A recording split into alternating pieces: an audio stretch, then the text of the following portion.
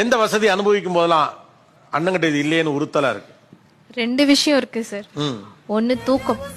தூக்கம்? ஆமா சார். அண்ணனுக்கு இருக்கான்னு எனக்கு தெரியாது, சத்தியமா இல்ல. என்னோட போன்ல போராட்டம் இருக்கா. அண்ணனுக்கு பசங்க இருக்காங்க, பெண் குழந்தைங்க. அவனுக்கு அதுக்கும் போராடணும்ல. அவன் அடுத்தடுத்து இருக்காங்க. நிம்மதியா தூக்கம் இல்ல அவனுக்கு.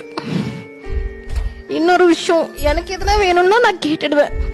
அண்ணன் கிட்ட கேட்கலாம், என் ஹஸ்பண்ட் கிட்ட கேட்கலாம். அவனுக்கு எதுனா வேணும்னா யார்கிட்ட கேட்பான். இதெல்லாம் ஓடிட்டே இருக்கும். இப்போ என் கல்யாணத்துக்கு அப்புறம் நான் வந்து தங்கணும், என் வீட்டுக்காரோட வந்து தங்கணும்னா எங்களுக்கு ரூம் இல்லை. முதல்ல இருந்த வீட்டுல இப்போ வாங்கிட்டாங்க. கடன் தான், லோன் தான். அதுக்கு மாசம் மாசம் இஎம்ஐ கட்டணும். அது எப்படி போராட்டம். அண்ணி நகை எல்லாமே.